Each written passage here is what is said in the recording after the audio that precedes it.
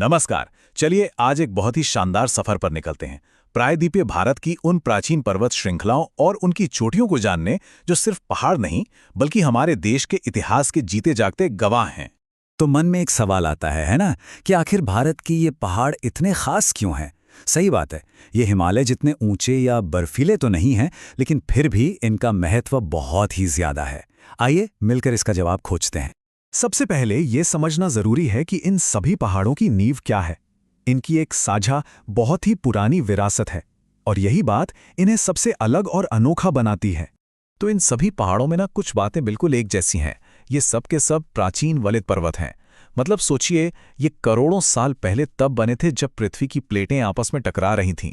ये बहुत ही कठोर चट्टानों से बने हैं, लेकिन लाखों सालों की हवा और पानी की मार ने इनके शिखरों को गोल बना दिया है और इनकी ऊंचाई भी अब कम हो गई है। और एक और खास बात, ये सभी दक्कन के पठार पर स्थित हैं। चलिए अब अपनी यात्रा शुरू करते हैं भारत के सबसे पुराने प्रहरियों से। जी हाँ, हम बात कर रहे हैं अरावली पर्वतमाला की। ये सच में हमारे देश के सबसे प्राचीन संरक्षक हैं। अरावली, ये भारत की सबसे पुरानी मतलब सबसे ज्यादा पुरानी पर्वत श्रृंखला है। ये दक्षिण पश्चिम से उत्तर पूर्व की तरफ गुजरात से शुरू होती है और फिर राजस्थान, हरियाणा से होते हुए दिल्ली तक पहुंचती है। और जानते हैं इस प्राचीन श्रृंखला की सबसे ऊंची चोटी कौन सी है? वो है गुरु शिखर। ये राजस्थान के बहुत ही खूबसूरत हिल स्टेशन माउंट आबू में है। अरावली की दो और बातें इसे बहुत खास बनाती हैं। पहली तो ये कि लाखों सालों के कटाव ने मतलब इरोजन ने इसे आज का ये घिसा हुआ रूप दिया है। इसीलिए इसकी चोटियां हिमालय जैसी नुकीली नहीं हैं। और दूसरी बात, ये तांबा और जस्ता जैसे कई जरूरी खनिजों का भंडार भी है। अच्छा, अरावली से अब थोड़ा दक्षिण की ओर बढ़ते हैं। यहाँ हमें वो पर्वत श्रृंखलाएं मिलती हैं जो एक तरह से हमारे उपमहाद्वीप को बांटने वाली एक कुदरती दीवार का काम करती हैं। इसमें सबसे पहले आती है विंध्य पर्वतमाला। ये उत्तर और दक्षिण भारत के बीच एक प्राकृतिक बॉर्डर लाइन बनाती है। ये गंगा के विशाल मैदानों को दक्कन के पठार से एकदम अलग कर देती है।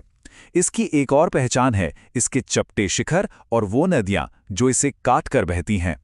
अब विंध्य के ठीक दक्षिण में है सतपुड़ा पर्वतमाला। इसकी लोकेशन बहुत ही दिलचस्प है क्योंकि ये नर्मदा और ताप्ती, इन दो बड़ी और महत्वपूर्ण नदियों के ठीक बीच में स्थित है। और सतपुड़ा रेंज की सबसे ऊंची चोटी का नाम है धूपगढ़। ये मध्य प्रदेश की भी सबसे ऊंची जगह है और पचमढ़ी हिल स्टेशन के पास ही है। चलिए अब जरा तटों की ओर चलते हैं। यहाँ हमें मिलेंगी वो पर्वत श्रृंखलाएं जिन्हें हम तटों का संरक्षक भी कह सकते हैं। असल में ये मानसून के असली प्रहरी हैं। यहाँ हम पश्चिमी और पूर्वी घाट की आमने सामने तुलना कर सकते हैं। देखिए, पश्चिमी घाट एक लगातार बिना टूटी हुई श्रृंखला है, जबकि पूर्वी घाट बीच बीच में से टूटा हुआ है।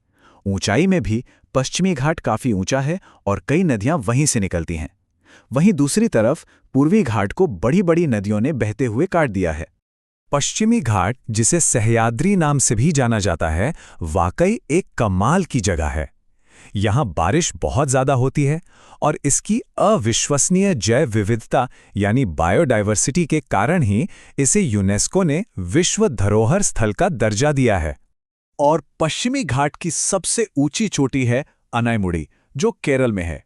ये सिर्फ पश्चिमी घाट की ही नहीं बल्कि पूरे दक्षिण भारत की सबसे ऊंची चोटी है। अब बात करते हैं पूर्वी घाट की।